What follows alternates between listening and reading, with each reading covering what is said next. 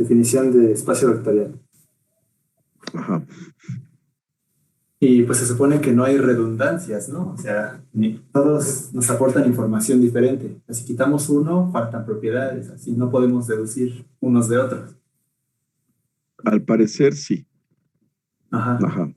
Son como, o sea, la álgebra lineal tiene tantos años ya desarrollada que pues no creo que haya como incoherencias, ¿no? De que haya redundancia en axiomas así. Sí, de hecho eso que usted comenta, Rubén, y puede ser que a lo mejor algunos compañeros ya lo han vivido, puede ser que a lo mejor, puede pasar, ¿eh? Como dijo Rubén, yo tengo 8 o 9 axiomas, pero ¿qué es lo que llega a suceder? Por ejemplo, cuando hablamos de la distributividad con respecto a escalares por la izquierda y la derecha, podría suceder que aquí implícitamente se quite una, pero esa una que se quita se va a sustentar con la conmutatividad que se tiene en la parte axiomática. Podría pasar eso, pero créanme, de ahí quitar más axiomas podría ser algo, digamos, extraordinario. Pero como dice Rubén, hay algunas propiedades que son redundantes a partir de otras, ¿de acuerdo? Y por eso es que algunos autores, cuando definen esos axiomas, algunos puede ser que depuren y dejen, por decirlo así, los necesarios para rescatar esos 9 u 8 axiomas que nosotros estamos aquí comentando. ¿Qué es lo que pasa con usted, Rubén? ¿Encontró algo similar con esto que estoy comentando? Es que encontré algo, pero sé que estoy mal, pero no veo el error. Sé que estoy mal porque simplemente no puede ser, pero no veo, ya lo repasé varias veces. Mire, ya estoy escribiendo. Sí se ve, ¿no? Está bien. Si quiere, cambia el color del lápiz, Rubén, porque como no se visualiza mucho esto. Sí, bueno, estoy viendo dónde se hace esto. Vale. Vale. Ahora sí. Sí, lo escucho, Yacine, dígame. Yo tengo también otra duda pues, con los axiomas y es tal vez un poco, ¿cómo le diré? Fácil de responder, pero aún así la haré. En un axioma, bueno, se menciona el producto escalar y en otro es sobre ¿cómo se llama? El inverso aditivo ¿cómo se llama? De un vector. Uh-huh. Mi pregunta es, ¿se tiene que ver primero el inverso del vector o primero se tiene que ver la multiplicación por escalar? Porque ahora sí que el inverso del vector es multiplicar todo el vector por -1, que es un escalar. Ahí así que mi pregunta. Aquí, Yacine, de hecho, esa duda que usted está describiendo, digamos que es muy natural hacer esa observación que usted menciona. Y más que nada por las propiedades que nosotros enunciamos ya antes. Pero vea que aquí, y es algo muy importante, cuando nosotros hablamos de la existencia del inverso, aquí hay que olvidarnos un poquito que ese menos y o ese menos x o ese y está multiplicado por -1. ¿A qué me refiero con esto? Estamos tan acostumbrados, Yacine, a visualizarlo, por ejemplo, si yo le digo el inverso de 2, usted va a decir -2. Si yo le digo el inverso de -2, va a ser 2. Entonces, matemáticamente, para quitarnos ese problema de ubicar, por decirlo así, en la posición de izquierda o derecha, yo le podría decir lo siguiente, Yacine. Voy a decir que z es el inverso aditivo de x, entonces cuando yo tome x más z, pues automáticamente la suma va a ser 0. Uh-huh. Pero vea que aquí ya por completo me olvidé pues, de estar multiplicado por -1 o que en realidad z es igual a -x.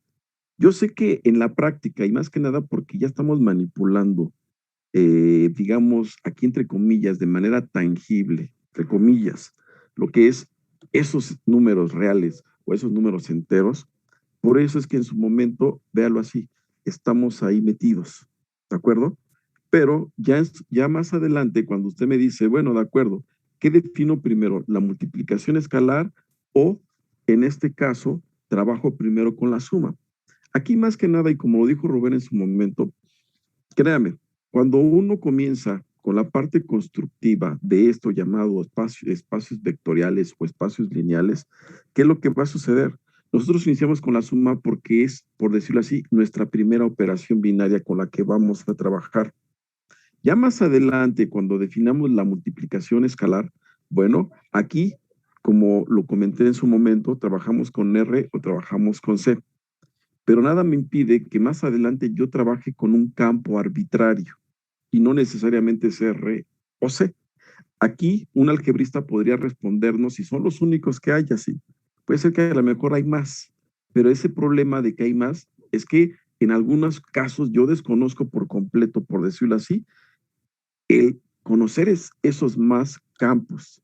Aquí nos dedicamos con R y C porque son los que hemos trabajado en el curso de álgebra superior, en el curso de álgebra o introducción al álgebra, ¿de acuerdo? Entonces, olvídese un poquito lo del -1 y piense lo que es como una consecuencia de tener esa parte axiomática y ver, por decirlo así, a -x como -1 por x, que es una de las identidades o una de las propiedades que nosotros verificamos la clase pasada. ¿Sale ya así? Ok, entiendo. Bueno, Bien. pues, Bien, Rubén, aquí en su expresión, dígame Pues, dónde siente usted que le está fallando, por decirlo de alguna manera, la sí, cuestión. a ver, es que ya al final utilicé la ley de cancelación, pero bueno, eso se puede usar sin conmutatividad.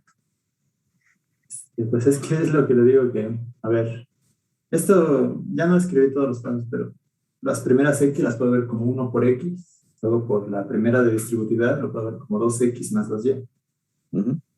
Luego por la segunda de distributividad, como X y Y, ambos estoy tomando, bueno, no lo puse, pero estoy tomando en el espacio vectorial.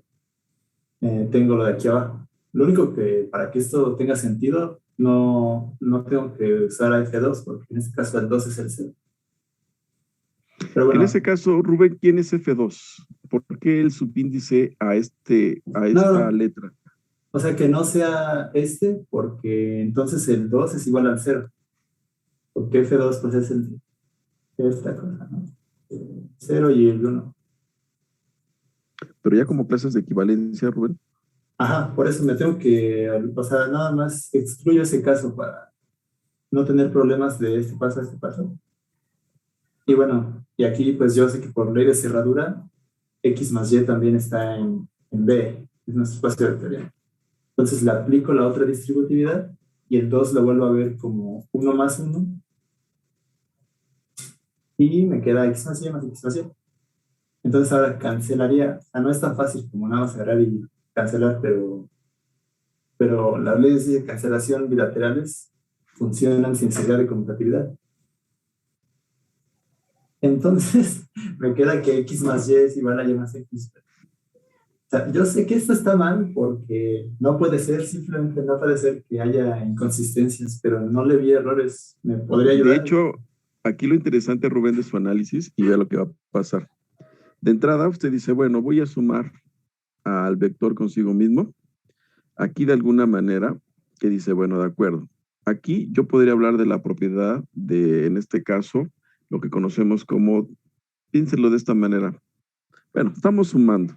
Aquí ya tenemos bien definido en realidad que este elemento, porque hay que tener cuidado con eso, porque ya tenemos bien definida nuestra suma y sabemos que este número en realidad se le está asociando con esto, Rubén.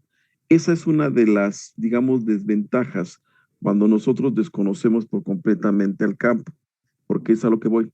Yo sé que B más V, usted podría decirme, bueno, ¿y cómo es que garantiza que esto es igual a 2 veces V? ¿Sí? Aquí la situación está en el sentido de que dirían ustedes, pero a ver, aquí yo aplico distributividad con respecto a escalares y entonces lo que yo voy a tener es 1 más 1, ¿sí? ¿Por quién? Por B. Y aquí, si yo sé bien quién es nuestro campo, entonces sé que este número, pues, ¿quién es? Es el 2. Y entonces sí, V más V es igual a quién? A 2 veces V. Esa es la primera parte técnica y digamos quisquillosa que uno tendría que hacer aquí en la primera igualdad. Ya lo tenemos, Rubén. Hasta ahí va bien todo. Después, nuevamente aplica distributividad, que es lo que tiene usted de este lado. Sin embargo, si usted lo nota, Rubén, esta igualdad, aquí es donde alguien podría ponerse quisquilloso. ¿Por qué? Porque aquí implícitamente usted está aplicando asociatividad, ¿de acuerdo? Y de hecho, implícitamente también estaría aplicando conmutatividad. De ahí que la pregunta que usted hace, que si sobra la conmutatividad, resulta que no sobra. Porque, ¿a qué vamos, Rubén? Usted de entrada tenía X más X, ¿no? Y por acá tiene más Y, más Y. Pero de entrada, aquí, véalo de esta manera. Yo podría ahora asociar esta cosa. Y entonces lo puedo ver como Y más X. ¿Sí? Y yo sé que es un nuevo elemento. Pero vea que aquí entonces yo ya tengo de alguna manera lo que es la conmutatividad. Aquí nuevamente aplico conmutatividad y este Y lo voy a pasar de este lado, Rubén. Y entonces tengo X más Y. Otro elemento que tengo en el espacio vectorial por la cerradura, y aquí tengo otro elemento. Pero nuevamente aquí aplico lo que es la parte de conmutatividad, y entonces lo que yo voy a tener es 2 veces, ¿quién? A Y más X. Pero vea que aquí es donde aplica usted lo de la cancelación, en el sentido de eliminar, ya no me ocupo, lo que fue el 2, y entonces tenemos la igualdad. Vea cómo dentro de su análisis hay cosas que no quedan claras o hay cosas que están en el aire. Pero al final, aquí es cuando uno viene y hace, por decirlo así, hace la revisión y entonces, vea, no tan fácilmente uno garantiza conmutatividad en el espacio. ¿A qué vamos con esto, Rubén? Algo muy común, y de hecho, cuando uno trabaja con números complejos, hagan de cuenta que a partir del proceso de construcción de los números complejos, de repente construyen otro número que se le conoce como los cuaternios, y resulta que este conjunto tiene una estructura muy similar a C, nada más que aquí no hay conmutatividad. Entonces ese ya es un problema que está presente. Si nosotros no metemos conmutatividad en nuestro espacio, entonces muchas de esas propiedades que utilizamos se van a perder. Aquí ya se dio cuenta que si no hay conmutatividad, créanme que no va a tener usted esa expresión o llegar a esto, Rubén. Claro, aquí podría suceder que utilizando otro tipo de axiomas, lleguemos a la conmutatividad, algo muy similar a cuando, por ejemplo, yo les comentaba sobre los números reales y con las cortaduras de Dedekind. Ahí nos definen la suma, pero véanlo de esta manera, ya con los números reales, todos, absolutamente todos, ya han trabajado con una suma. Y sabemos que 1 más 1 me da 2, o 2 más 2 me da 4, o 2 más 6 me da 8. Pero nunca nos hicimos la pregunta, ¿y cómo sé que es 8? ¿Y cómo sé que es 4? ¿Y cómo sé que es 2?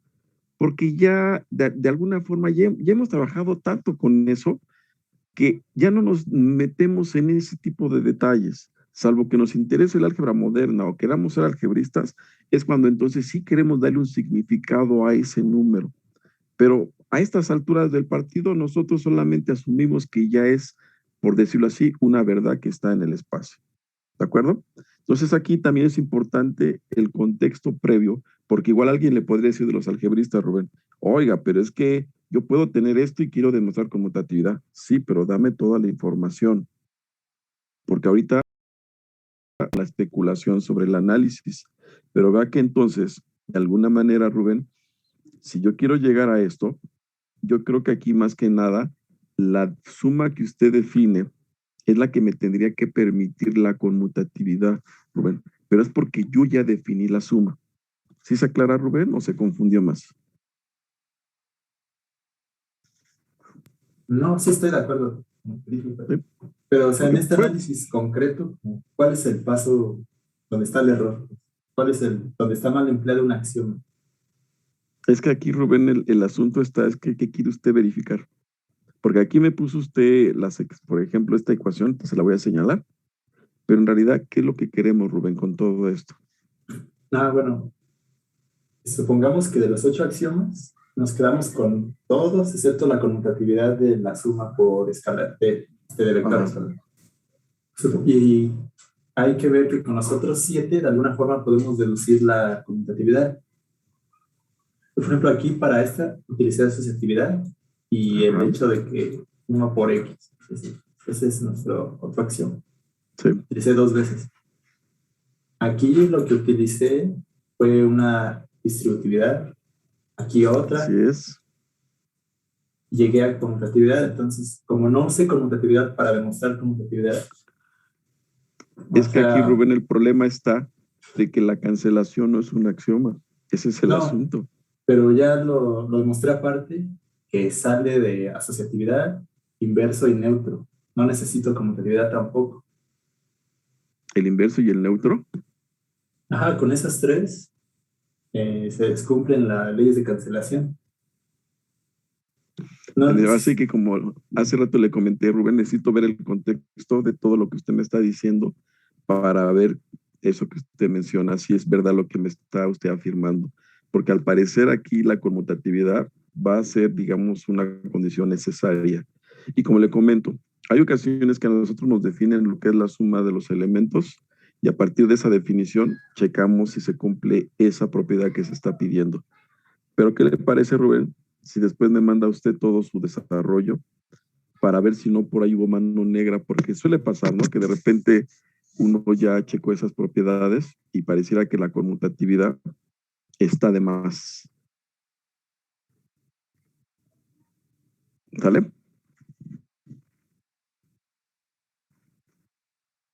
¿O le puedo compartir pantalla de dónde saqué este ejercicio? Compártala, Rubén, por favor.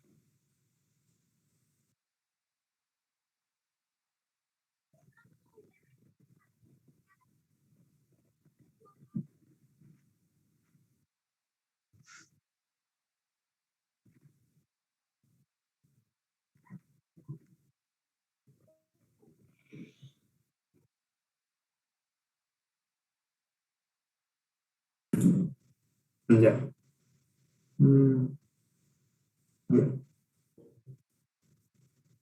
Se ve, ¿verdad? Ya se está visualizando, Rubén. ¿Quieres buscar? Aquí. De hecho, justo es o sea, bien la parte que dice ejercicios y uno que dice problemas teóricos.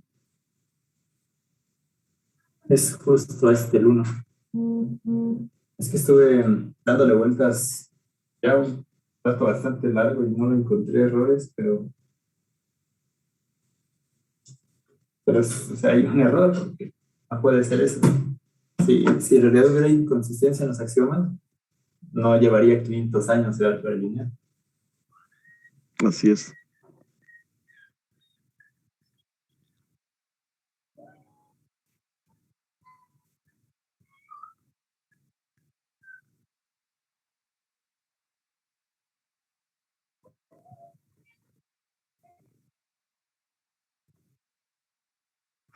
Al menos esta parte, Rubén, espérame tantito.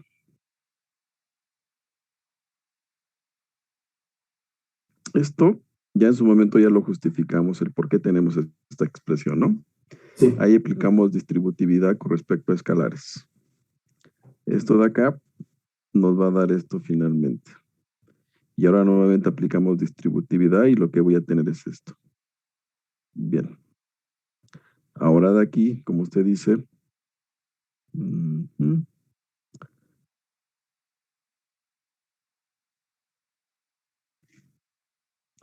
aquí vea lo que pasa, Rubén. Y creo que es la parte que en su momento, aquí tendría un paréntesis, aquí tendría otro paréntesis. ¿Por qué? Porque al final, aquí tengo que visualizarlo como si fuera la suma de 2 elementos para que esto sea un nuevo elemento. Este y otro de acá.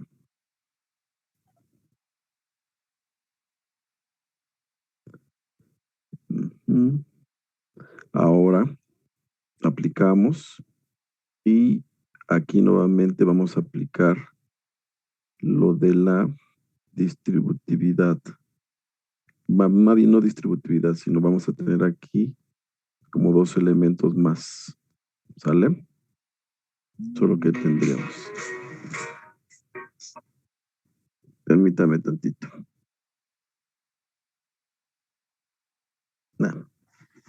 Entonces, aquí al parecer, por lo que usted está mencionando, dice, bueno, aplicamos ley de cancelación, pero de entrada, me imagino que aquí, vea lo que va a suceder, me imagino que lo que hace es, de este lado, toma lo que es el inverso aditivo, lo que habíamos comentado, pero eso mismo se lo voy a aplicar, por ejemplo, acá de este otro lado. Permítame tantito, Juan.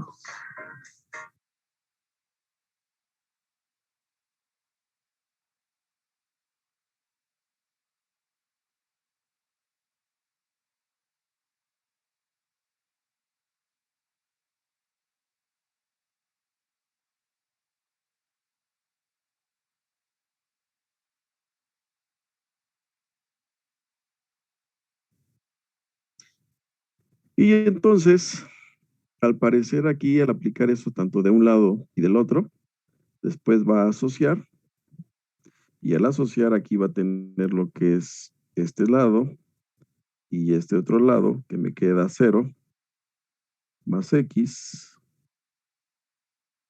y acá me va a quedar lo que es 0 más y. ¿Pero estoy de cuenta de algo, Rubén? A partir de eso. Porque en su momento, cuando nosotros hablamos con la propiedad axiomática, ¿qué es lo que tenemos? Y eso es lo importante. Es que, bueno. Que aquí parece mentira y aunque parezca algo insignificante, cuando nosotros hablamos del inverso aditivo o de lo que es la identidad aditiva, nosotros, y eso es bueno, ya sea que escribamos esta expresión así, que me dé y, o ya sea que escribamos y más 0. Ve que a partir de eso, Rubén, note que si nosotros damos esto, la segunda, entonces esta no necesariamente se va a cumplir. Aquí, como le comento, parece muy insignificante la situación, pero sin conmutatividad, yo no podría decirle que en realidad esto se va a tener. ¿Qué es lo que sucede? Que ese 0 que nosotros estamos llamando la identidad aditiva debe de cumplir tanto para la izquierda o para la derecha. Este tipo de situación, Rubén, se va a enfatizar, ¿sabe dónde? Por ejemplo, cuando tenemos matrices. Resulta que las matrices, cuando nosotros más adelante hablemos de la inversa de una matriz, pues lo que vamos a tener como resultado, véalo aquí, es tener la matriz identidad. Pero en algunos casos resulta que como yo no puedo garantizar esto, porque recuerde que no hay conmutatividad con las matrices precisamente, entonces decimos la inversa por la izquierda y la inversa por la derecha. Aquí estamos hablando de una operación binaria. Aquí tendría que pasar algo muy similar. Vea que a partir de eso, Rubén, si yo no puedo tener esta igualdad, entonces, ya sea que lo haga del lado izquierdo o del lado derecho, ahí pareciera que las cosas no están cuadrando. Pero ¿qué es lo que va a suceder? Todo el análisis parece correcto, como usted dijo, pero ya en este simple detalle, sin conmutatividad, yo no puedo garantizar que también esto me dé el mismo resultado. Pero también estuve checando esa parte, sí pensé como que ahí estaba la falla, pero resulta que A ver, para el vamos a 0, los axiomas del problema, Rubén. Vamos a ver su parte axiomática, porque de algún lado tiene que haber problemas ahí. ¿Sí? no, bueno, es que lo que le quería comentar primero era que, por ejemplo, si definimos el inverso y el neutro, por ejemplo, los dos de la derecha, y con eso dan las propiedades de asociatividad, de existencia del neutro, de inverso, pero por la derecha, por ejemplo, y estos implican las de la izquierda. No necesariamente, Rubén. Pero de hecho, sí, bueno, no siempre en los no para espacios. todos, pero al menos para el 0, sí. Pero vea, aquí lo que le estoy mencionando depende mucho de ese espacio donde esté trabajando. Como dice usted, Hablaríamos de un cero por la derecha y un cero por la izquierda. En algunos casos son diferentes, pero eso ya es meterse con espacios más abstractos. Y esto es a lo que vamos. Aquí más que nada, y cuando ponemos ese tipo de situaciones, hay que ver, y como le dije hace un momento, el contexto previo. Si yo no tengo bien claro el contexto previo, como le digo, si en su momento la parte axiomática solamente me da una expresión aquí, entonces, bueno, voy a tener eso que usted menciona. ¿Qué es lo que sucede eso que usted dice sobre que si yo tengo las propiedades por la derecha, tengo las propiedades por la izquierda? Bueno, pues resulta que en algunos espacios nosotros definimos esas propiedades por la izquierda a partir de las propiedades por la derecha. Pero eso ya es meterse a cuestiones más avanzadas, Rubén, a cuestiones más abstractas.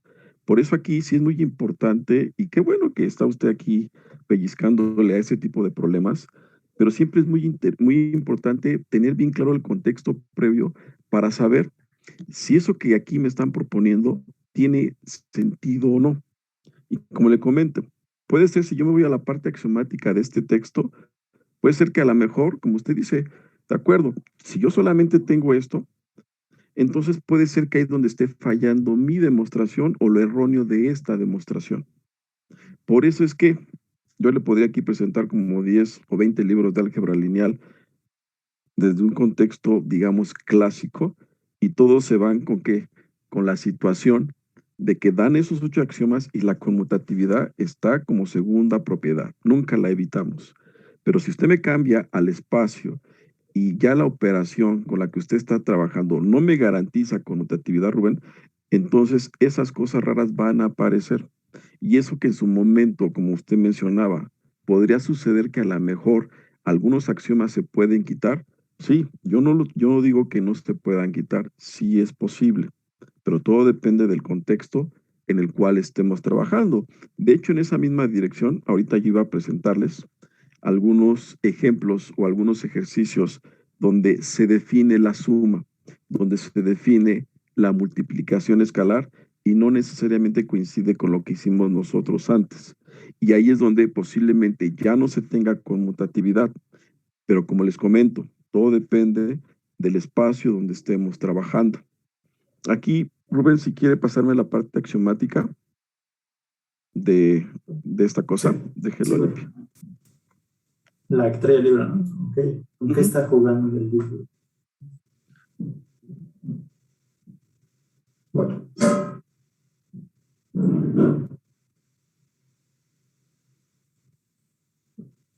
¿No? No.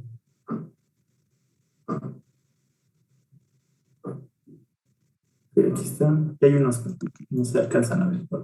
Ajá, aquí ya comenzó, ¿no? Ahí Vea está, que aquí en son. el 3, ¿no, Rubén? Vea que aquí ya tenemos X más 0.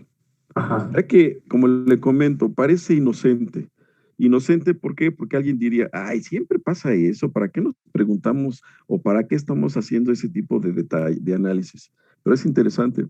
Al menos con esto, Rubén, vea lo que va a suceder. Como usted dice, con esto yo ya no podría tener la certeza que esa identidad aditiva, cuando yo hago esto, también me va a dar, me va a dar X. Y si lo nota, resulta que aquí tenemos la conmutatividad aquí presente, que es una de las de la parte axiomática, ¿no? Vea cómo es importante. Y vea que ese tipo de ejercicios, Rubén, tienen una ventaja, que nos ayudan a entender un poco más eso de la parte axiomática para ver cuáles son los alcances o ver cuáles son esas propiedades.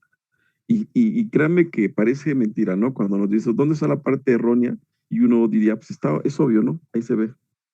Pero entonces ahí es donde uno podría dar ese argumento desde ese punto de vista, Rubén.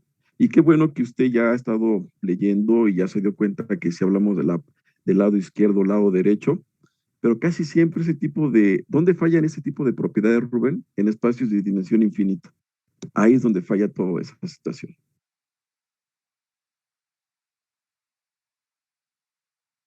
No sé, entonces creo que estoy entendiendo algo más. Porque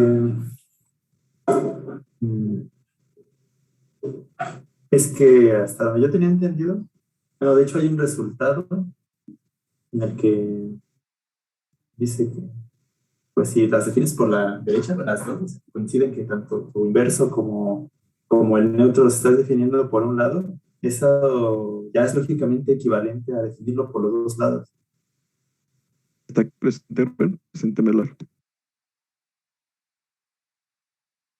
Sí, sí, bueno.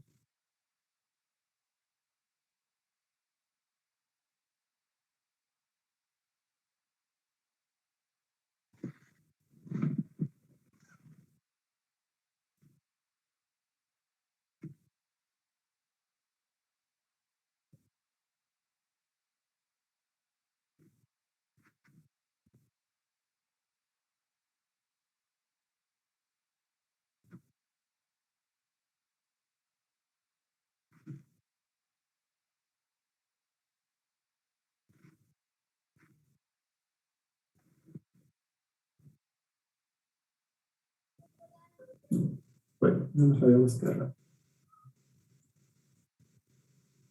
Pero no está en el mismo libro, Rubén. No. Ahí está el detalle, Rubén. Sí, es que no me convences. Y vea, aquí ya desde que el capítulo 3, Rubén, me doy cuenta que usted ya se fue muy lejos porque ya hablamos de grupos simétricos y G conjuntos. Y después de acá venimos grupos lineales, simples y no sé qué tanto, Rubén. Esto ya es álgebra moderna, Rubén. Sí, pero es que es lo mismo, prácticamente nada más es llamarlo de otra forma. ¿Usted Pero cree que eso pase, Rubén, con grupos, anillos y no sé qué otras cosas más? más o menos. Bueno, o sea, por ejemplo, vi que los primeros 4 axiomas del espacio vectorial son prácticamente definir un grupo abeliano, pero es que... Vea, ya ahora sí que, mire, Rubén, yo sí le Avellano. digo, Es que sí, estoy seguro que lo vi, pero ¿dónde está? No lo encuentro ahorita. aquí ya el contexto, diríamos, son mundos completamente ajenos. Ajenos en el sentido de que ya estamos en una quinta dimensión y nosotros apenas estamos entendiendo la segunda dimensión, Rubén. Por eso le comento, si es válido, es correcto lo que usted en su momento cuando comienza a leer, pero créame, Rubén, el contexto sí es muy importante. Eso que usted me comentaba de cómo las propiedades por la izquierda o la derecha, eso yo lo llegué a ver en mi tesis doctoral. Ahí, por ejemplo, cuando nosotros trabajamos con los cuaternios, nosotros definimos lo que es una operación por la izquierda o por la derecha. Y esa operación por la derecha me permite extender a una operación por la izquierda. Pero eso es muy diferente, Rubén, a cuando nosotros tenemos una operación conmutativa. Ahí sí se rompe por completo el esquema. Porque como le comento, de hecho la conmutatividad, cuando nosotros estamos trabajando con esas estructuras algebraicas, ahí se pierden muchas cosas. Y aunque pareciera que lo que estamos viendo en un nivel avanzado es lo que estamos viendo a un nivel básico, créame que ya en un nivel avanzado se tienen cosas tan raras que en la parte básica no se van a tener. Piénselo así, Rubén. Ahorita usted está en los reales y los números complejos. Pero si usted, por ejemplo, trabaja en otro espacio completamente diferente a esos dos conjuntos, créame que nada le va a impedir, Rubén, lo que usted pueda imaginarse, por decirlo así. Puede ser que a lo mejor en su nuevo espacio las cucharas ya se puedan doblar y puedan regresar a su forma original sin ningún problema. O que usted pueda romper la cuchara y ya nada más con acercarla, las dos partes otra vez se unen. Eso es posible en ese nuevo mundo.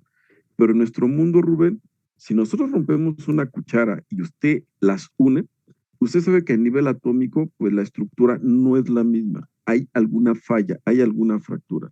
Entonces, eso es lo que está pasando cuando nosotros estamos avanzando ya, por decirlo así, en un contexto más general. Por eso es que, y véalo de esta forma, cuando nosotros comenzamos a trabajar con el álgebra lineal, estamos en una cuestión muy básica, entre comillas. Seguimos avanzando y lo que nos va a interesar son espacios vectoriales de dimensión infinita. Ahí no necesariamente las propiedades que nosotros tengamos para el caso finito se van a tener, algunas se pierden. Sí, digamos, ganamos complejidad, pero perdemos algunas cuestiones básicas. Y eso mismo pasa cuando usted ya trabaja con espacios más abstractos, llamados espacios vectoriales, donde créame que ahí ya ni conocemos bien la estructura del conjunto. Ya es un nivel tan abstracto que dice uno, no, pues la verdad está alucinando quien lo esté viendo. Y comenzamos a construir, a construir, a construir, pero ¿qué es lo que sucede? Que de alguna manera la nueva necesidad que usted tiene es lo que le permite ir extendiendo, extendiendo, extendiendo, pero algo tiene que sacrificarse. Y algunas de estas cosas que se sacrifican son las propiedades.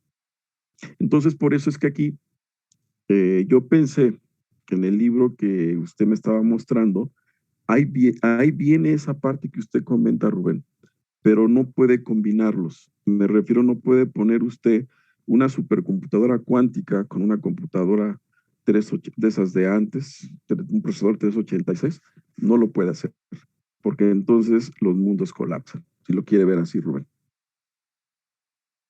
Sí, sí, de acuerdo. Nada más como comentario, esos problemas molestan mucho. Se ven muy Y está bien, sencillos Rubén, y porque es al que si se final, ven como les digo, difíciles y ya cuestan mucho, pues ok, pero, o sea, se pero ven, es sí, parte de la diversión, Rubén, aquí. Recuerde que ante todo hay que divertirnos en este curso, jóvenes. Aquí la álgebra lineal no es nada fea. Es más, si a alguno le interesa la parte que de álgebra moderna, lo que son grupos abelianos, anillos y todo eso, puede ser que a lo mejor ya a nivel de investigación se encuentren con ello, ¿eh? Y puede ser que a algunos les fascine, adelante. Aquí lo interesante es, sí, comparar. Desgraciadamente, como les comenté ya antes, no, mi fuerte no es el álgebra moderna. Entonces, puede ser que a lo mejor a alguien que sea experto en esa línea podría aportarnos un poco más de información. Y él, así que con la experiencia que tiene, ahora sí, darnos otro enfoque completamente diferente. ¿De acuerdo? Aquí no nos cerramos, aquí estamos comparando, estamos aquí opinando al respecto, y qué bueno que tengan esa curiosidad, jóvenes, porque de eso se trata, si no el curso sería muy aburrido. ¿Algún comentario más?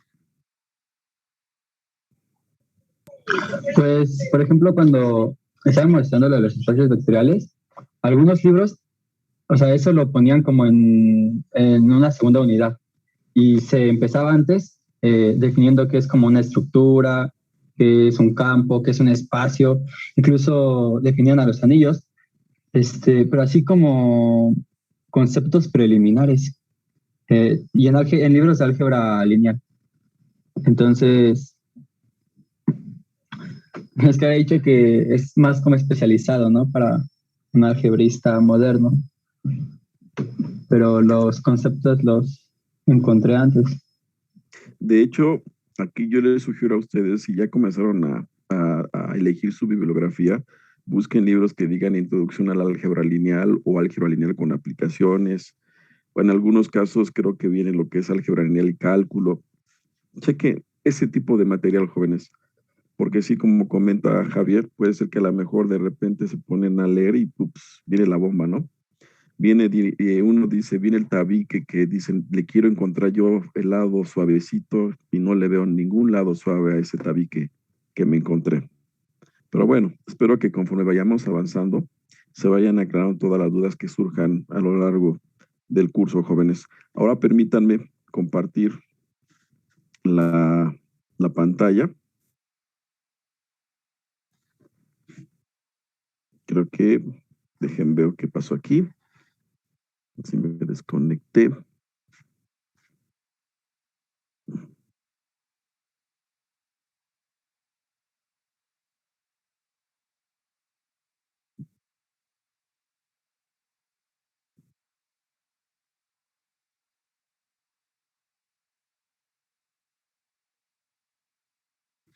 Y ahorita me estoy conectando otra vez.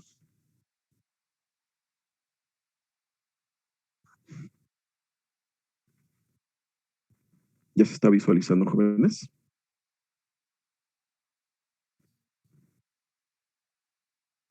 Creo que sí. Bien. Aquí más que nada, y de hecho, espérame tantito, quito un poco la pantalla. Aquí voy a poner algunos ejemplos de sumas y multiplicaciones escalares que me van a permitir de alguna manera descartar si algo o no es un espacio vectorial. Ahorita se los voy a compartir.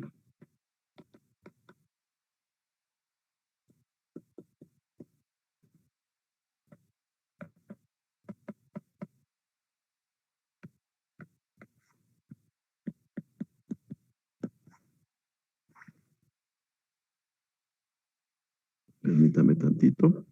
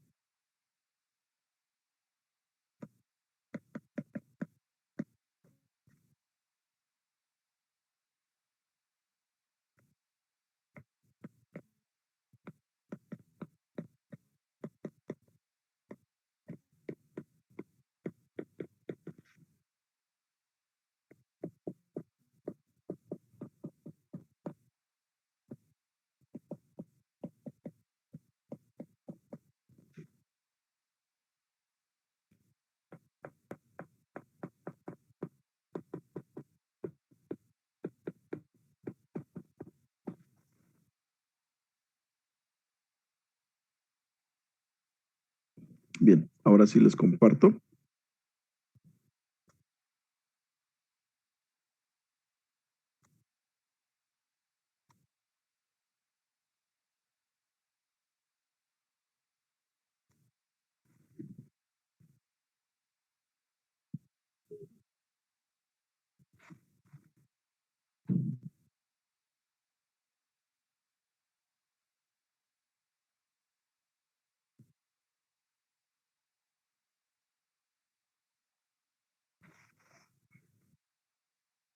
Nada más se ve la pantalla, ¿no, jóvenes? La de la que me permite duplicar. Sí. Permítame tantito, no sé qué hizo esta cosa. Voy a repetir.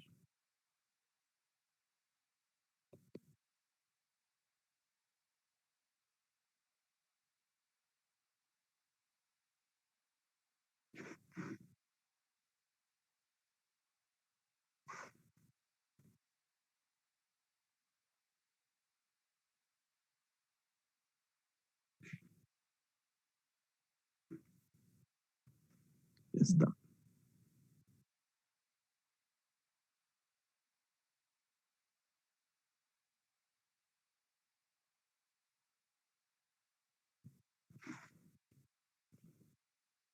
Ahora sí, ¿ya se está visualizando? Creo que todavía no. No Sí, sé ya si- está. ¿Ya está el pizarrón? No.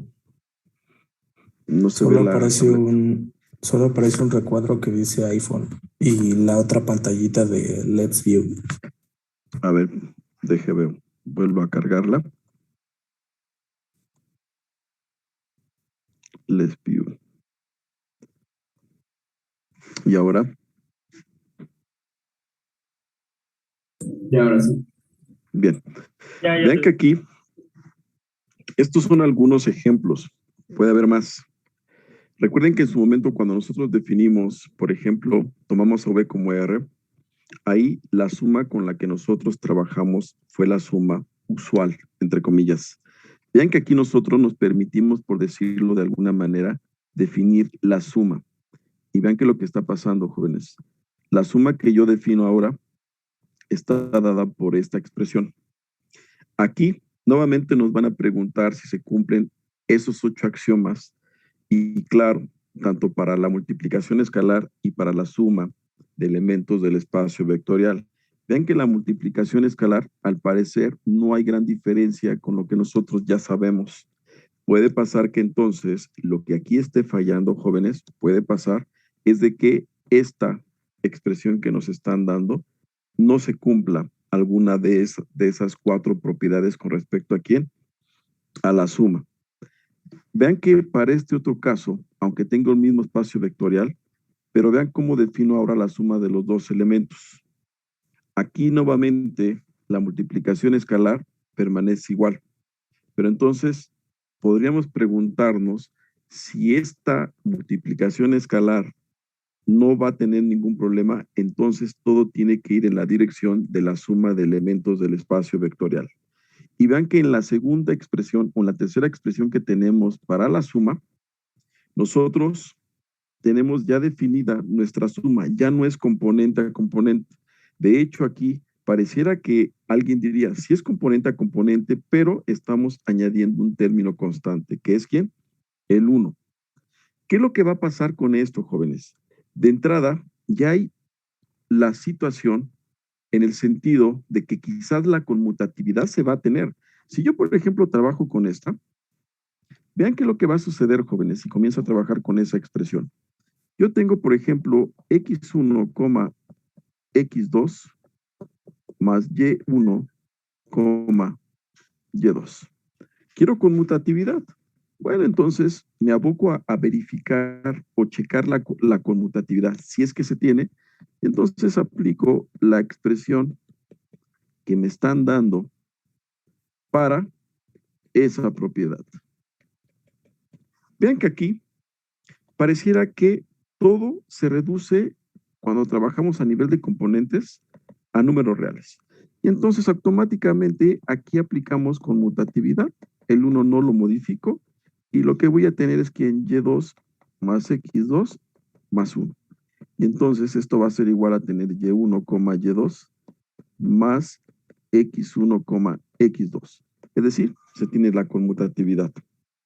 Vámonos con el 0. ¿A qué me refiero con el 0? Vean que lo que yo necesito ahora es un elemento denotado por O barra, mi posible candidato al 0, que me satisfaga ¿qué cosa, jóvenes? Que x1, x2 más el 0 me da aquí en x1, x2. Pero ¿qué es lo que sucede aquí? A partir de esto, necesitaríamos de alguna manera proponer nuestro 0. ¿Sí? Aquí podríamos estar tentados a decir, bueno, mi 0 que yo propongo es ¿quién? 0,0.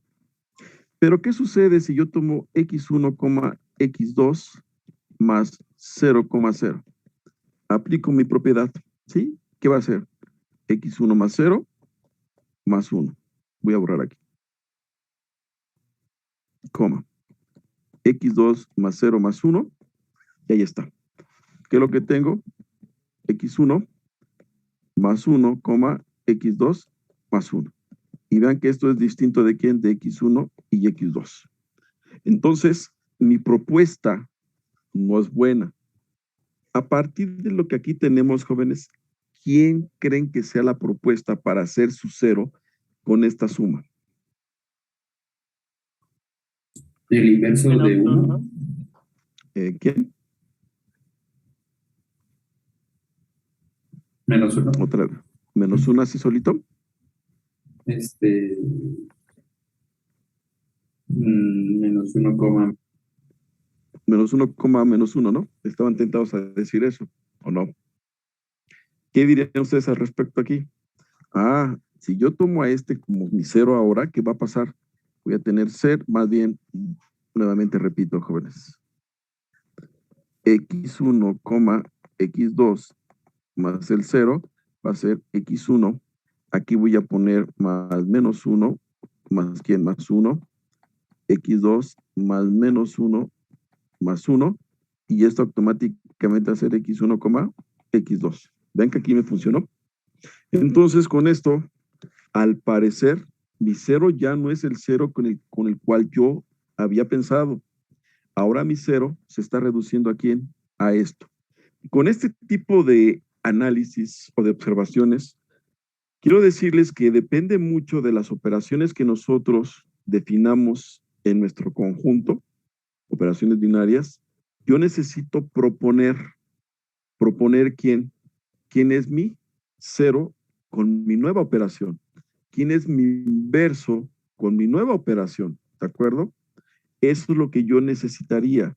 De hecho, aquí pareciera que entonces el que podría traernos problemas es el inverso aditivo, pareciera, Pero recuerden que aquí nosotros tenemos que proponer, porque al final la palabra existe, significa propongan un elemento que esté en R2 que pueda cumplir con las propiedades que ustedes están pidiendo.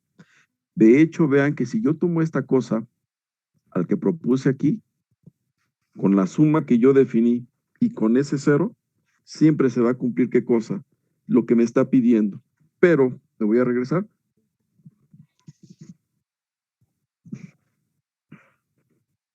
Aquí. Véanlo de esta manera, jóvenes. ¿Qué es lo que sucede si yo comienzo a analizar las cosas? O si yo comienzo a hacer mi desarrollo y ahora quiero verificar, por ejemplo, no sé, conmutatividad. A más B. Yo sé que es igual a ¿quién? A por B. Por otro lado, yo sé que B más A es igual a B a la A. La pregunta que surge, ¿son iguales, jóvenes? ¿Podrían ser iguales esos dos? ¿En qué caso podrían ser iguales? No. De hecho, no, Yacine, pero de hecho solamente hay una posibilidad para que sean iguales. Recuerden que aquí nuestro espacio vectorial, ¿quién es? Es R. Y de hecho, para que sean iguales tendría que tomar ¿quién? Al 1, ¿no? A igual a 1 y B igual a 1. Pero si yo quito esa opción, ya no se cumple en general. Entonces vean que entonces, a partir de esto, yo ya no tengo conmutatividad. Y por lo tanto, la operación que yo estoy utilizando para definir la suma, resulta que no me garantiza que lo que yo tengo es que un espacio vectorial. ¿De acuerdo? Entonces con esto, y de hecho, creo que era una duda factible en el sentido de que no siempre tenemos espacios vectoriales. Aquí depende de las operaciones binarias que a nosotros nos propongan para tener o no tener un espacio vectorial. ¿Algún comentario con esto, jóvenes, antes de pasar a otro tema? No hay ninguna duda, todos están entendiendo. Pues nada más, así que reafirmar, o sea, nunca va a ser lo mismo x más 0 igual a y que 0 más y igual a 0 o x. Pues, sí, todo va a depender de las operaciones binarias que a nosotros nos propongan en su momento. Sí, eso es muy importante. Permítanme compartir los temas que vamos a ver el día de hoy. Recuerden que ya en su momento, jóvenes, nosotros trabajamos con algunas propiedades que son inherentes al espacio vectorial a partir de la parte axiomática que nosotros ya presentamos, ¿sí? Creo que al menos esa primera parte la hemos estado entendiendo. De hecho, vean que recuerden que estuvimos ya trabajando con algunas demostraciones sobre esa parte de propiedades. Aquí, de hecho, estoy buscando el texto o uno de los textos que estoy utilizando para esto, jóvenes. Permítame tantito. Porque ahora viene algo muy importante.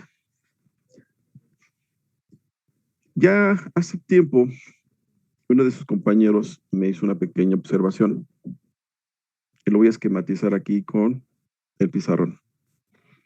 Nosotros,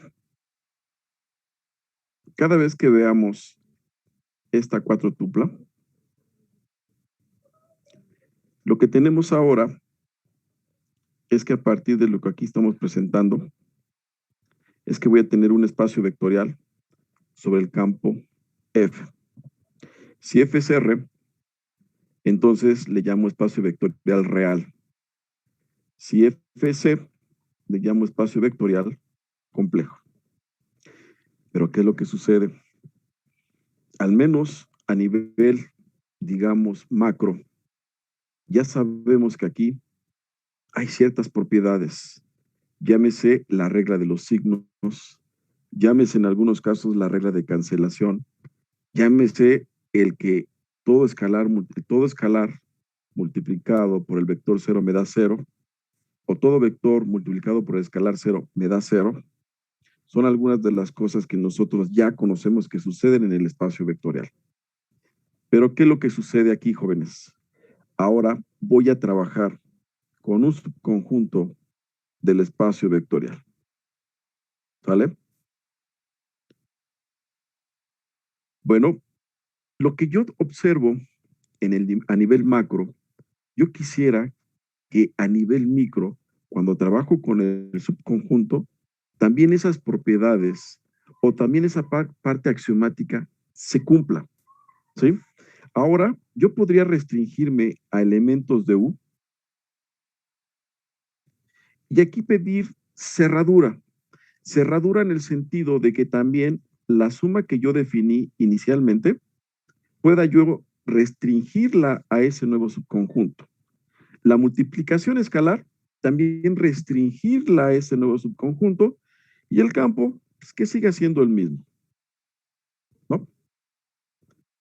Resulta que si para este subconjunto esos 8 axiomas que nosotros ya conocemos se cumplen, entonces aquí lo que yo voy a tener es nuevamente un espacio vectorial. Pero vean que el término espacio vectorial lo utilizo a nivel macro. Pero aquí como estoy trabajando a nivel micro en el sentido de tomar un subconjunto, entonces le voy a llamar un subespacio. En lugar de llamarle subconjunto, cuando el subconjunto acepta, ¿sí?, la estructura lineal con la que yo estoy trabajando en mi conjunto original, entonces le voy a llamar un subespacio vectorial. Y aquí es donde aparece el término subespacio. Y para hacer diferencia con la notación, y algo que yo voy a utilizar muy a menudo, es que lo voy a escribir de esta manera: U subespacio de V. Esa va a ser nuestra notación. Este no es menor o igual, hay que aclararlo. ¿Sí? ¿Qué es lo que pasa aquí? De entrada,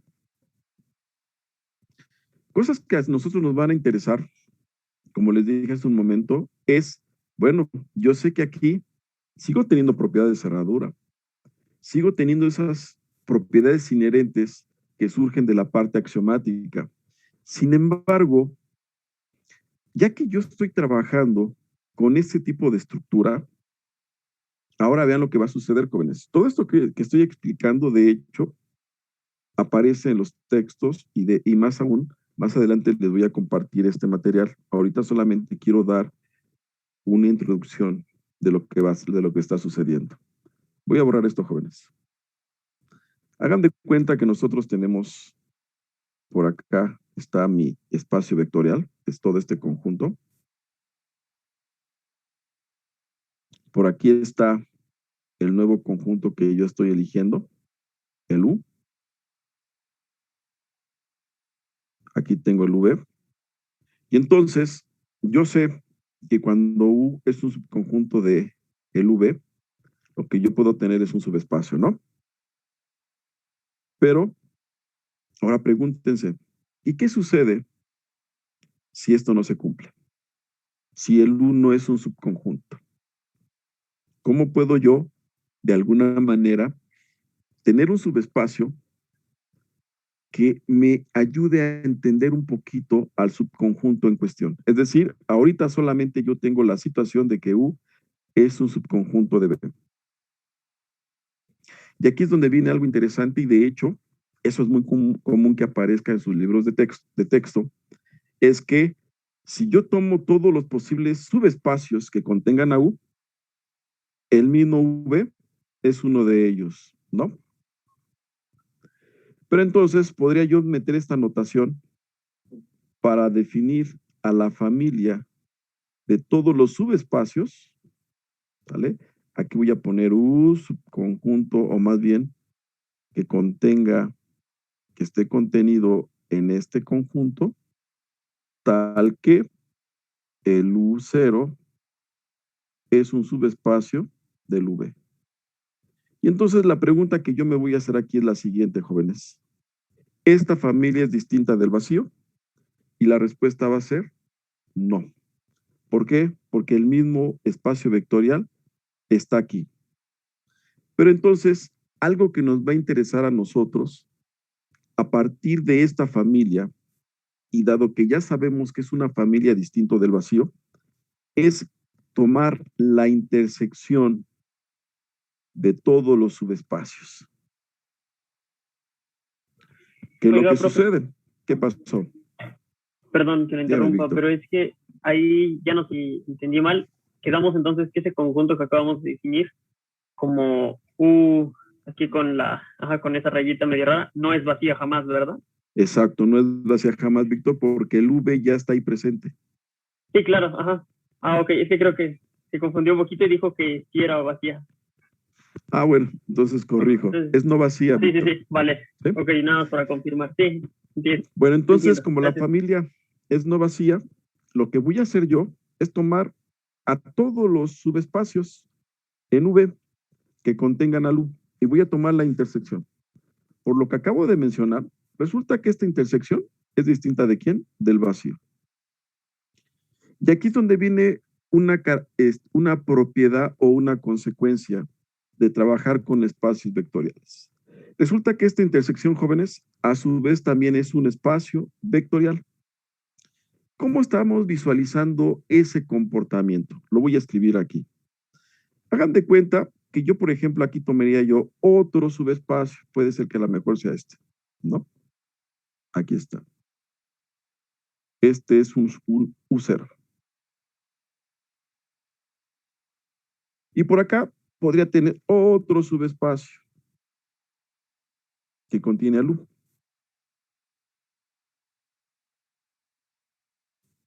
Me falló el dedo.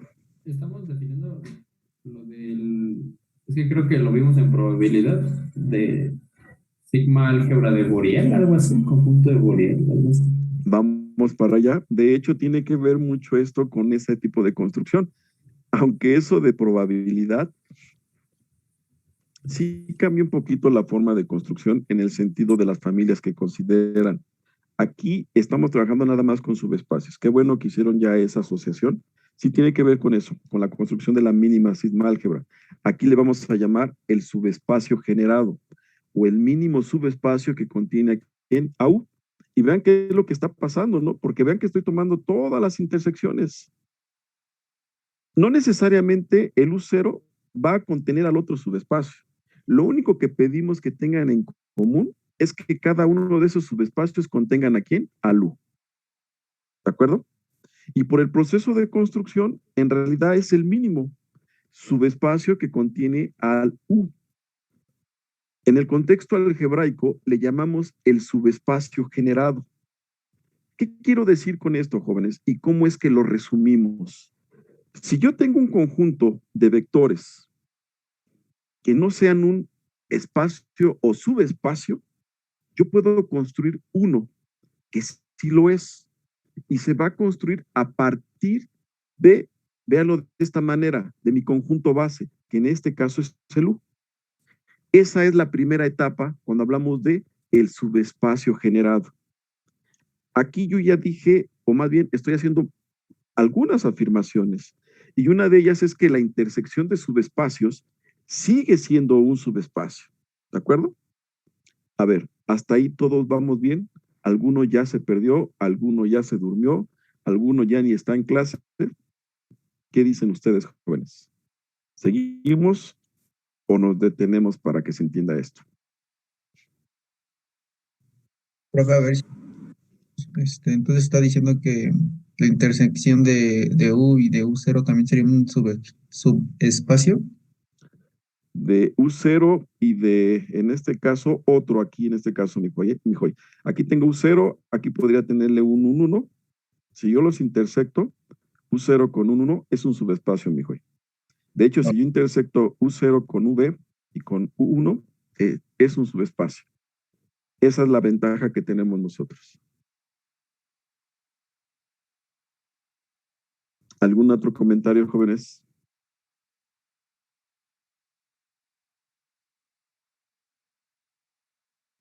Pero, o sea, usted dijo que podríamos crearlo. Bueno, si lo creamos sería U. no sería otra cosa, por así decirlo. Para allá vamos, Yacine. De hecho, yo aquí dije, U es mi conjunto base. ¿Por qué le llamo conjunto base? Porque a partir del conjunto U, nosotros caracterizamos a ese mínimo subespacio. De hecho, esto que yo les estoy describiendo es, por decirlo así, desde el punto de vista abstracto. Y lo mismo pasó en probabilidad cuando les presentaron las sigmálgebras.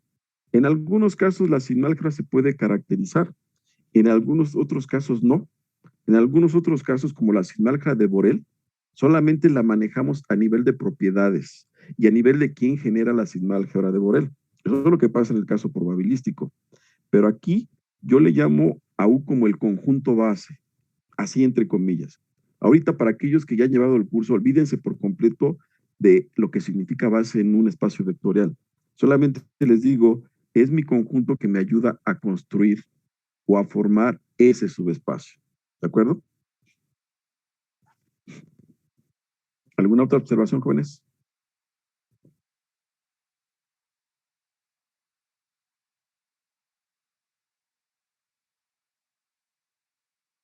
Bien, vamos a continuar. Bueno, entonces, con este proceso, como les dije hace un momento, me fijo en todos los subespacios que contengan al conjunto en cuestión. ¿Sí? Casi siempre, por lo regular, yo al menos utilizo la siguiente notación. Subespacio generado o el mínimo subespacio que contiene al conjunto U. Aquí ya pongo el símbolo de subconjunto y aquí yo podría tener esto. Aquí voy a poner el V. Aquí me estoy equivocando yo. Esa es una L. Una L media rara, una L garigoleada, ¿no? Tengo eso. Este conjunto nos va a interesar mucho. Y de hecho, por la forma de construirlo, este conjunto, así como lo tenemos, se está definiendo, si lo quieren ver así, como la intersección de U0, tal que U0 es un elemento de U. Vean que aquí toda esa notación ya la metimos antes, ¿no? Ahí está. Aquí tenemos nuestro U así, para hacer la distinción con el U que tengo acá. Así es como lo estoy dando. Y eso es lo primero que vamos a tener. Pero ¿qué sucede con esto, jóvenes? Esto, dirían ustedes, pues que la verdad es que es muy, muy complicado. La verdad es que ya me perdí. Pero entonces viene una proposición. Y me dice lo siguiente la proposición. Dado un espacio vectorial V con una suma, una multiplicación escalar y un campo F, tengo lo siguiente. U es un subespacio de V, sí y solo sí, toda combinación lineal de la forma A por U 0 más B por U1 pertenece a U. Y entonces aquí es donde algunos se confundieron, porque dicen, entonces, solo con esta condición, yo ya puedo tener un espacio vectorial. Y resulta que si tenemos la proposición, sí lo pueden usar. Si no tenemos la proposición, no lo pueden usar. ¿Ya qué voy en ese sentido, jóvenes? Aquí hablamos de un sí, solo sí. Y véanlo de esta manera. Condiciones necesarias, condiciones suficientes. Siempre hacemos esto, ¿no? Y es algo que en su momento se los manejaron a ustedes. Condiciones necesarias. Si el U es un subespacio de V, entonces créanme que esto pasa sin ningún problema, ¿o no?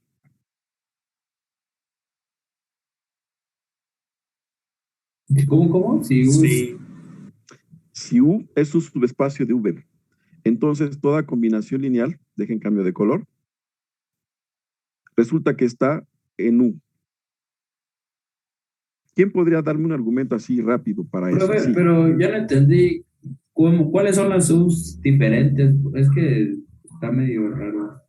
¿Dónde está? A ver, Jonathan, no olvídese ahorita de esto. Ahorita esto quítelo de su mente. Estamos nada más en esta proposición. Proposición, dado V espacio vectorial con una suma, una multiplicación escalar y un campo F, tengo lo siguiente. U es un subespacio de V, sí, solo sí. Yo creo que ahí es donde se confundió. U0, U1 en U, ¿sale? Y ya coma B en el campo.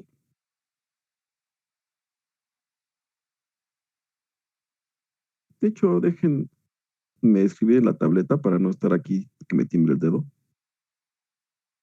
Tengo esta parte. Quédense ahí con esa idea. Dejen, nuevamente comparto la tableta para que sea más rápido.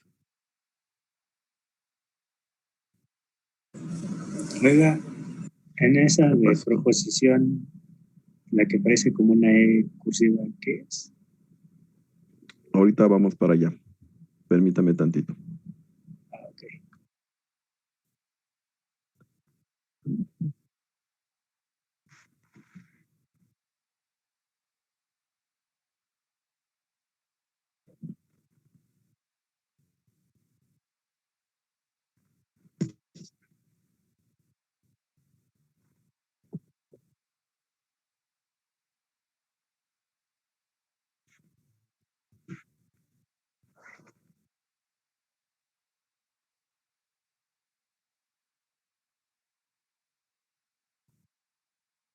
Ahora sí.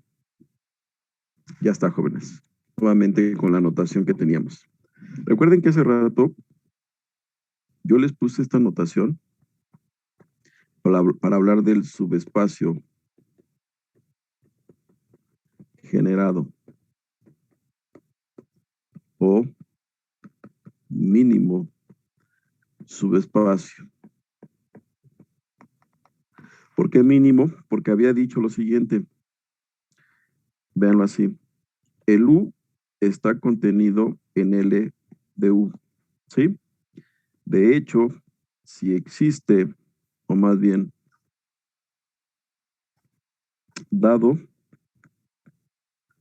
U0 que pertenece a este conjunto, de hecho, creo que aquí es donde ustedes se están confundiendo con la notación.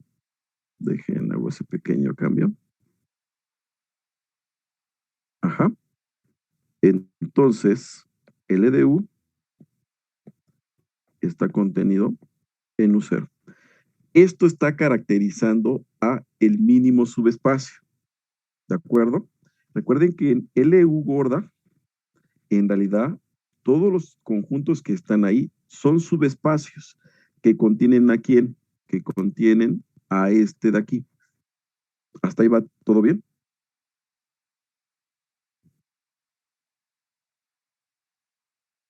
No, yo ya no entendí eso último. ¿Qué no entendió yo? O sea, U grande, ¿quién es? U grande es un conjunto de espacios.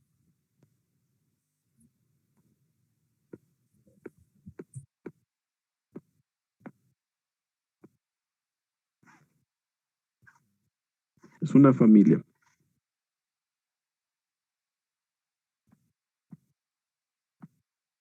Ahí está. Vean lo que dice el conjunto, el último que escribí. U0 es un conjunto tal que el U0 es un subespacio de V y además el U0 contiene al U. Es una familia de subespacios, si lo quiere ver así, es una familia de subconjuntos del espacio vectorial con el cual estamos trabajando. Ahora sí se aclaró, Jonathan. Sí, creo que sí. ¿Sí? Ahora, ¿qué es lo que estamos diciendo cuando caracterizamos a este? Es el mínimo subespacio. En realidad, eso de mínimo está aquí encerrado. Bueno, ahorita que aparezca ahí lo que yo encerré. De hecho, esto que encerré, vean qué es lo que estoy diciendo. U0 en U implica que el subespacio generado está contenido en U0. De ahí el mínimo, y por eso la figura que en su momento hice, ¿no?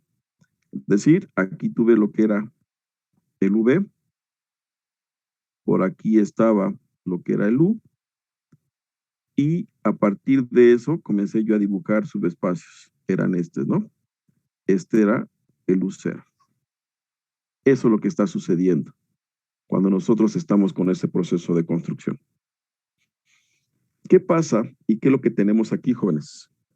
Aquí estamos hablando de una caracterización a partir de contención.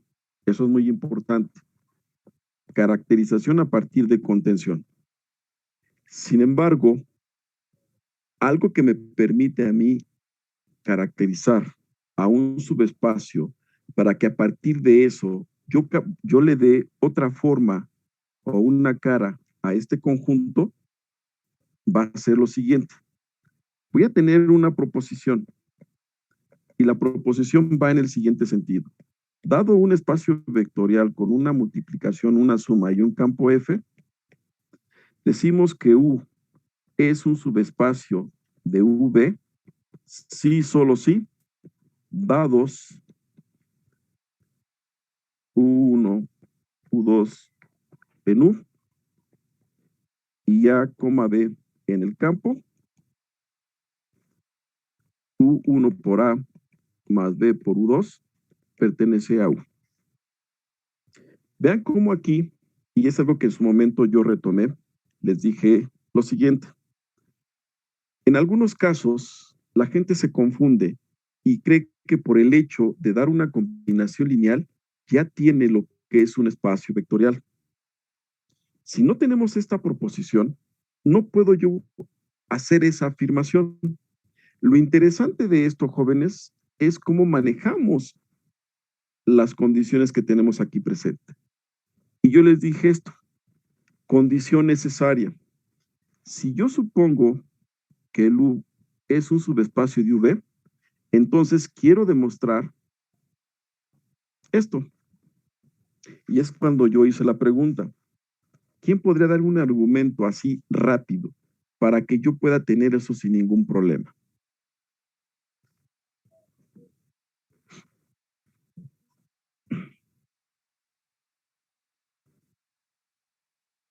Ahora sí se aclaró todo lo que habíamos comentado antes, jóvenes. ¿Le puede regresar al anterior, por favor? Ahí está. Y eso sería, por ejemplo, una proposición de el axioma de multiplicación por escalar. De hecho, aquí, Yacine, cuando nosotros vamos con la condición necesaria, usted ya tiene todos esos axiomas, ¿no? Por la definición de subespacio. Ya los tiene. Y nosotros entonces queremos checar lo que aquí puse con la flecha. Esto. ¿Por qué vamos a tener eso ya de manera inmediata, jóvenes? Por ejemplo, los naturales pertenecen a los enteros, por así decirlo. Ajá. O sea, ahí podría ser eso, un caso. Pero aquí note algo, Jonathan. F campo. No se ha dicho nada respecto a él. Solamente dice que es un campo. Sí, sí. ¿Sí? Si usted pensó en los naturales o los enteros, entonces está particularizando y bueno, está bien. Al final es, por decirlo así, una idea, ¿no? De lo que podría suceder con ese análisis. Pero a ver, jóvenes, vamos a ver si están despiertos. Vámonos con... Pues, bueno, no sé si está bien, pero por el simple hecho de afirmar que es un campo, ya estamos afirmando, porque ya tiene varias, así que sus axiomas, digamos por ya lo sí, tanto se cumple, ¿no? que implícitamente es correcto lo que dice, pero aquí yo pongo implícitamente. Necesitamos describir un poco más la respuesta. ¿Sí? No es incorrecto lo que usted está pensando. De alguna manera lo del campo va a ayudar. pero sí es muy importante enfatizar lo de la parte axiomática para que yo pueda tener eso que tengo como conjetura. Vamos a ver quién nos puede describir. A ver, vámonos con Laisa. A ver, Laisa, la escucho.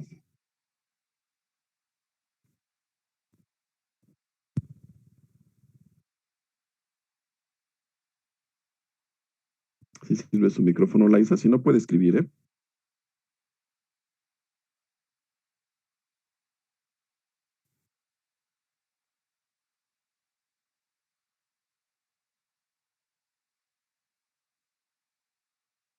No la escuchamos. Hace un momento se abrió su micrófono, pero no emitió sonido alguno.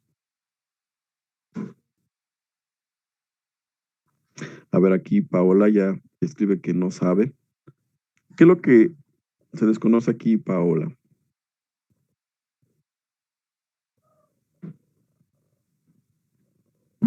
¿Mande, profe? A ver, de todo ese rollo que me ha aventado, dígame dónde se quedó. O qué es, o en qué No, parte yo le ya. decía a Laisa que no la escuchaba, pero ya yo le iba a nada más pedir hace rato si me podía rezar tantito la tablita para copiar un paso que me faltó porque hubo algo que no me hizo sentido. Por favor. A ver, deje que le regreso. Esa parte, Paola. Ándale, sí. Es que no copié la propiedad. Está bien. A ver, Laisa, entonces puede escribir. Dígame, ¿qué se le ocurre con lo que pregunté hace un momento?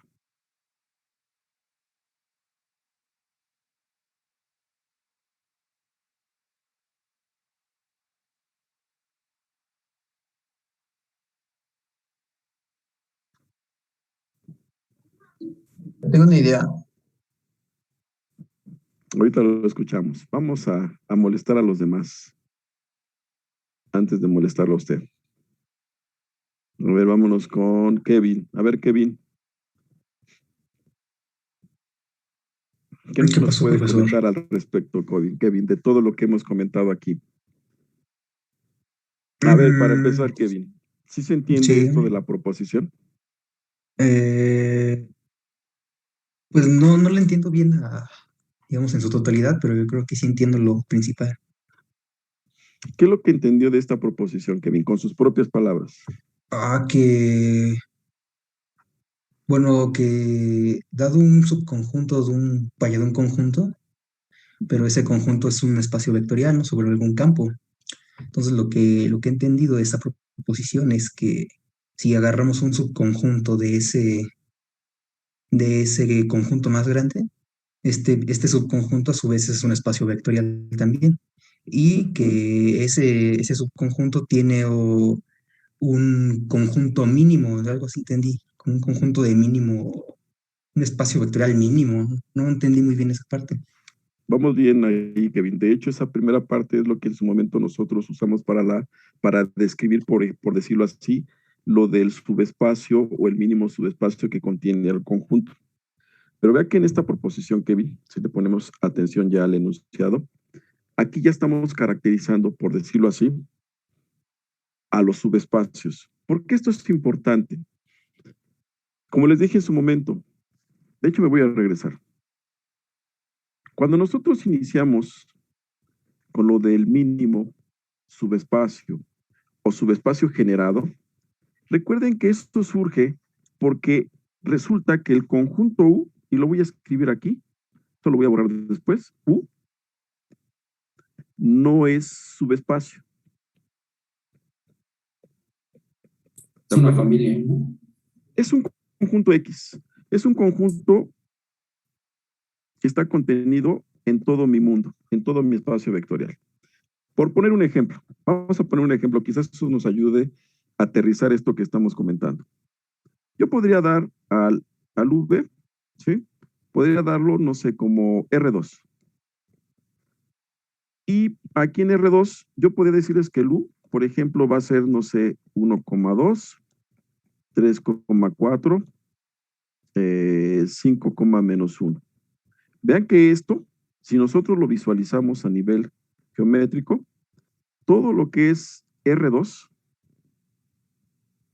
es esto, ¿están de acuerdo? Todo es esto R2. Pero cuando yo me voy ya a nivel puntos, pues, ¿qué dirían ustedes? Pues de entrada aquí voy a tener 1, acá tendría 1, 2, y es este punto. Aquí está. Déjenle cambio de color para que se distinga.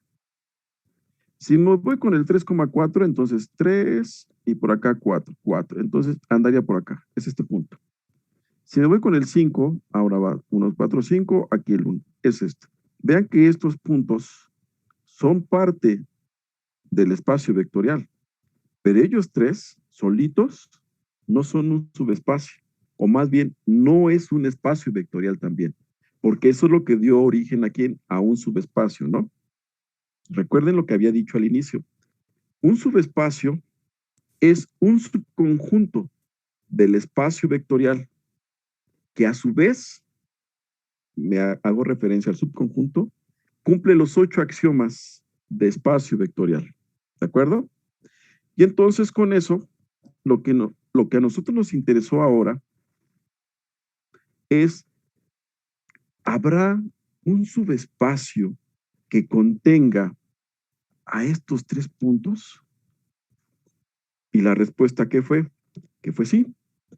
Y ese subespacio le llamamos nosotros subespacio generado. Este de aquí. ¿Cómo lo construimos? Pues resulta que el LU que estaba allá arriba, lo voy acá abajito,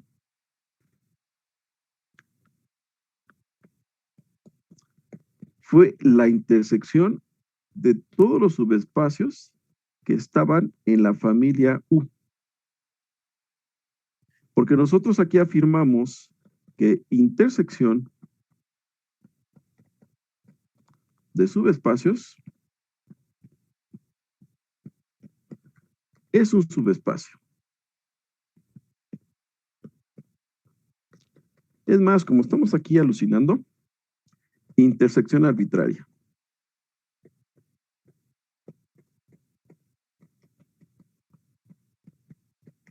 Hasta ahí, ¿ya se aclara más, jóvenes?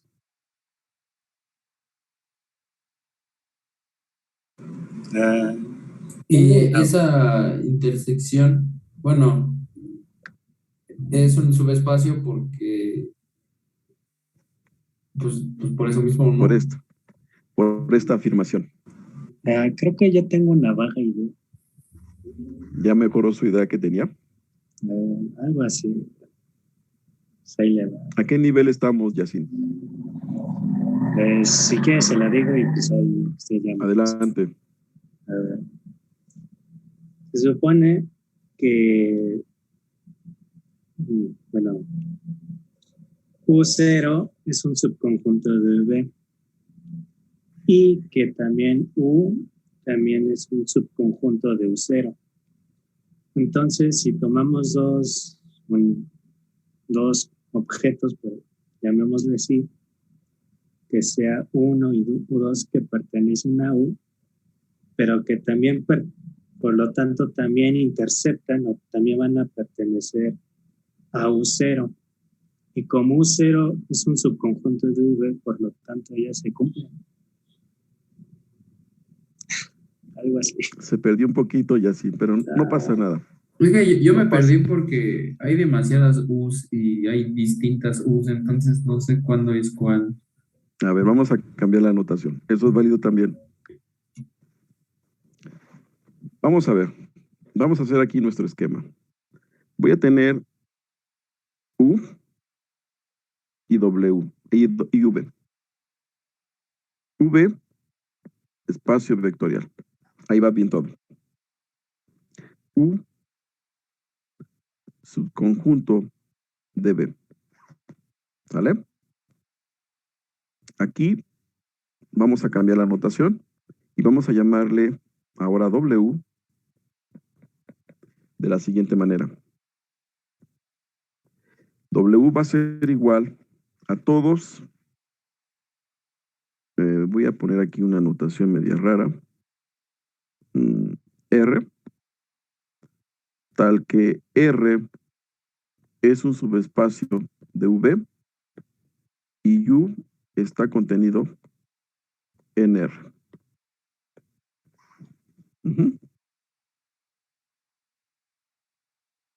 Ya caracterizamos a la familia. ¿Hasta ahí todo va bien?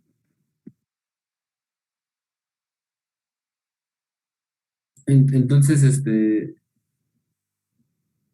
a ver, U es más chico que R. Lo quiere ver así, Jonathan, sí. Punto. Ok. También es importante, y aquí hago la aclaración, esta notación, ¿eh? Yo aquí dije que esta notación es para subespacio, no para subconjunto. Ni significa menor o igual, es subespacio, al menos en este contexto. ¿Vamos bien?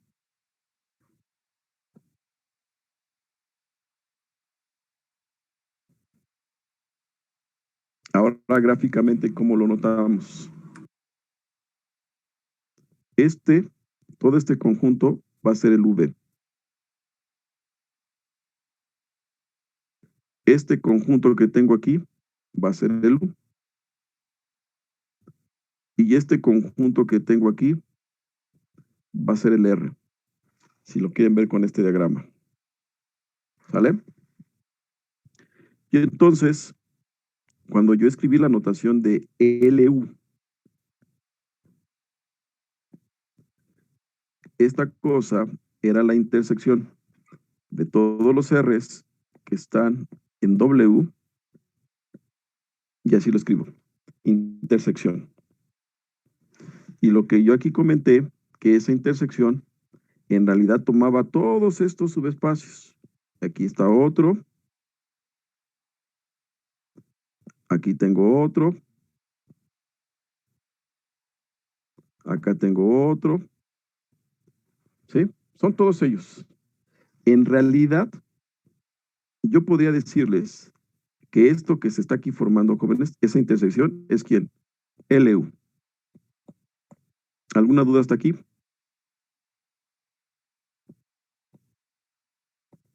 No. Muy bien. Vamos bien. Ahí está. A partir de eso, yo le di nombre a LU y le llamé subespacio generado por U. ¿Sí? Vean que por eso es que lo pongo como función de U. Pero también le puse otro nombre. O mínimo subespacio que contiene a U. Son dos formas de llamarle. Subespacio generado por U y el mínimo subespacio que contiene a U. ¿Todo va bien ahí, jóvenes? ¿Y ese subespacio es todo U? No necesariamente. O sea, puede haber otro valor que no esté, ¿no? Puede haber, velo de esta manera, Yacine, aquí con el dibujo. Estamos hablando de una intersección. De hecho, eso que usted dijo, voy a ponerlo como caso. Es LU es igual a U. Porque eso es lo que usted pensó, ¿no, Yacine? Jonathan, pero sí. ¿Sí? O Jonathan. Pero esto pasa siempre y cuando U sea un subespacio de ¿quién? De V. Y lo voy a escribir. Sí pueden ser iguales, pero esto sucede si U ya es un subespacio de ¿quién? De V. Pongo otro caso. LU es distinto de U si U no es subespacio. ¿Qué pasó? Entonces, U no necesariamente, U puede ser un montón de elementos arbitrarios, ¿no? Que están contenidos en V. Así es, eso podría ser el U.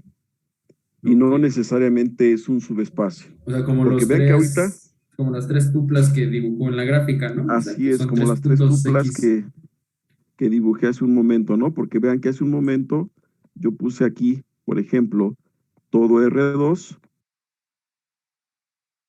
y les dije que esto es todo mi espacio vectorial. ¿Están de acuerdo? Sin embargo, cuando yo ya nada más doy puntos, podría tener este punto, podría tener este punto, podría tener este punto, podría tener este punto, este de acá, este de acá, este de acá y este de acá. Todos los puntos, el U es igual al conjunto de puntos.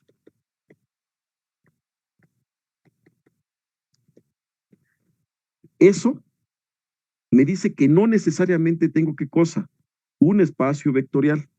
Por eso es que yo lo dividí en casos. El generado podría ser igual al conjunto en sí, siempre y cuando esto suceda.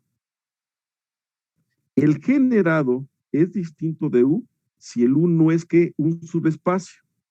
Y nosotros podríamos tener esta situación. ¿Ya se va aclarando más, jóvenes? A ver, espera tantito, porque creo que se trabó su tablet. Y no Ahorita está se compartiendo. actualiza. Sí. De hecho, ahorita vamos a moverla. Ahorita van a aparecer esos puntos. Ya ven que esas de efecto retardado. Entonces, solamente serían las sumas de las intercepciones. Ahorita no hable de intersecciones, Yacine. Todavía ahorita nada más estamos caracterizando al generado. ¿De acuerdo? Ya apareció. Sí, estamos caracterizando al generado nada más. Ahorita olvídese un poquito de la proposición. ¿Vamos bien hasta ahí?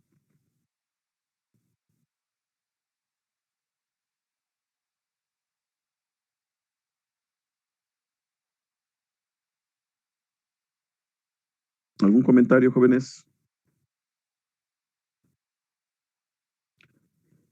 Vean que con esto, quiero que se entienda esta primera etapa. En esta primera etapa ya estoy hablando de espacio vectorial a nivel de subconjunto. ¿De acuerdo?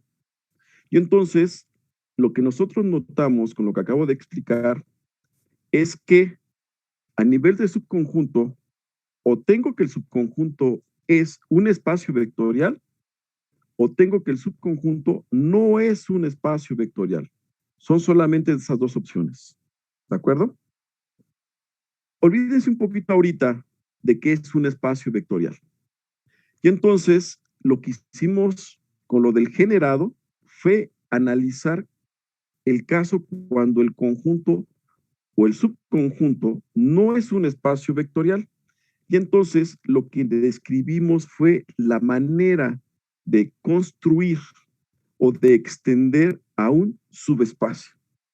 Y ese subespacio o esa extensión es lo que conocemos como el subespacio generado por el conjunto o el mínimo subespacio que contiene al conjunto. Ahí todo está bien, jóvenes.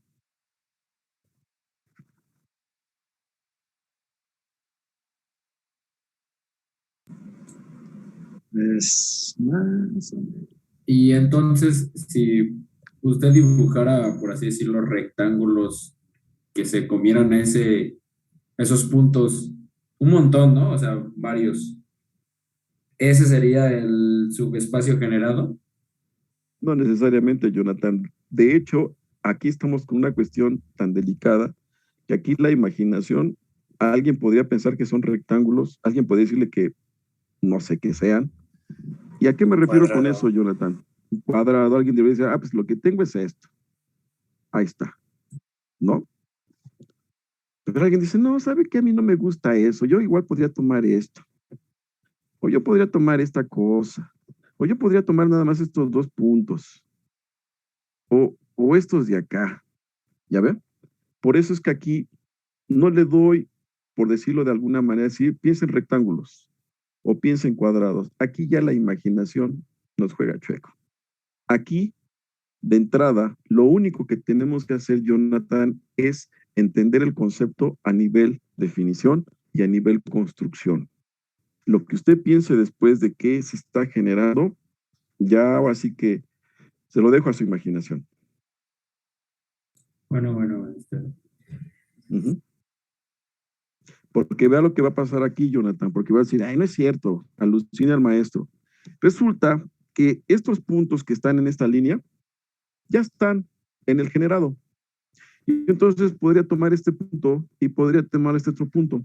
Y entonces ya generé esto, miren. Ah, pero entonces puedo tomar este otro punto y ya tengo estos de acá. Ahorita se van a aparecer, ¿eh? Porque yo sé que es de efecto retrasado la computadora. Ahora podría tomar estos de aquí y tengo muchas líneas que van a aparecer ahorita. Entonces, de entrada, ahí lo que está pasando, véanlo de esta manera, jóvenes.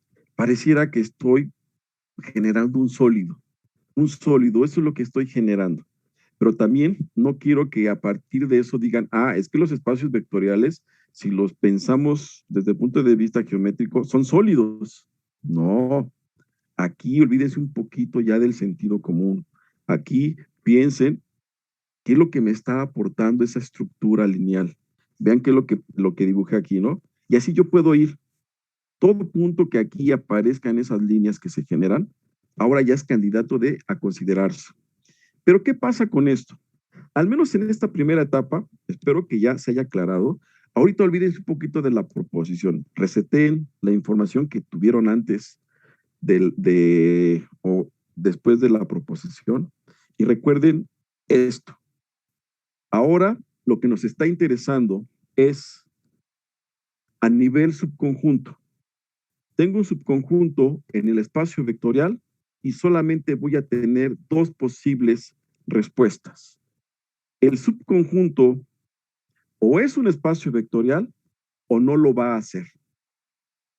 En el caso de que sí lo sea, me olvido ahorita de esa situación. Me voy a olvidar un poquito. Y entonces voy a analizar la situación de cuando no lo es. Y cuando no lo es, resulta que con todo lo que describimos nosotros, podemos encontrar o podemos garantizar la existencia de un subespacio que contiene a ese subconjunto. Y por lo que se dijo hace un momento, ahí tendríamos otras dos situaciones. Que ese nuevo subespacio que nosotros construimos coincida con el subconjunto en cuestión o que no lo sea. Pero hasta ahí tenemos ya una respuesta a lo que va a pasar cuando no tengo un subespacio. Es decir, con lo que acabamos de describir geométricamente, resulta que dos puntos podrían ayudarme a tener un subespacio. La respuesta va a ser sí. 3 puntos podrían ayudarme a tener un subespacio. La respuesta va a ser sí. ¿De acuerdo? Y entonces ahorita estamos en ese caso. Cuando no tengo un subespacio, ¿qué es lo que voy a tener? ¿Sí? Como información. Pero esto que yo les estoy presentando, jóvenes, es muy abstracto. Posiblemente ahorita quizás lo estén asimilando. Voy a buscar otra manera de caracterizar al subespacio generado. Y eso lo vamos a ver en la clase de mañana. Ahorita voy a terminar con esto, con esta pequeña observación. Resulta que si U, lo voy a escribir, está dado por los elementos V1, V2, hasta VK, entonces su generado se va a caracterizar de la siguiente manera. Una combinación, aquí voy a poner desde I hasta 1 hasta R, de AI, BK, donde R varía desde 1, 2, hasta lo que es K. Voy a corregir. Dejen borro. Esta caracterización.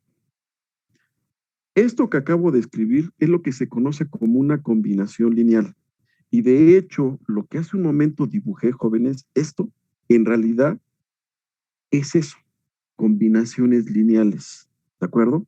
Entonces, la manera de caracterizar al subespacio generado es a partir de estas combinaciones lineales. ¿Qué es lo que va a suceder? Bueno, que esto es la puerta para cuando hablamos de base. Base significa que genere, y que genere significa esto que tengo yo aquí. ¿Sí? Si eso se logra, y además una condición adicional para los vectores que están aquí presentes, resulta que a ese conjunto al que tengo aquí, jóvenes, le voy a llamar base. Ahorita aparece ahí lo que encerré. De hecho, encerré los vectores de 1 hasta BK.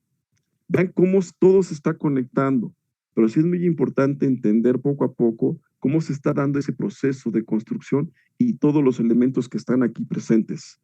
¿Esa es la parte dura del álgebra lineal? Sí. Todo esto en algún momento se va a aterrizar, pero algo que sí es muy importante y para la formación de ustedes, y creo que eso ya lo han vivido con sus cursos que han tomado aquí en la carrera, no basta con manejar la parte operativa. También es necesario entender la parte analítica, porque si ustedes en su momento quieren generar algún programa, quieren generar algún algoritmo, la parte operativa no les va a ayudar de mucho. Por eso es importante entender todo lo que está atrás de esta parte que estamos describiendo. Pero eso lo vamos a ver en la clase de mañana. Entonces, jóvenes, a partir de lo que yo presenté el día de hoy, les voy a dejar como actividad que lean sobre subespacios. Que lean, por favor, y ya mañana, con lo que yo acabo de decir, bueno, si dije alguna mentira, díganmelo.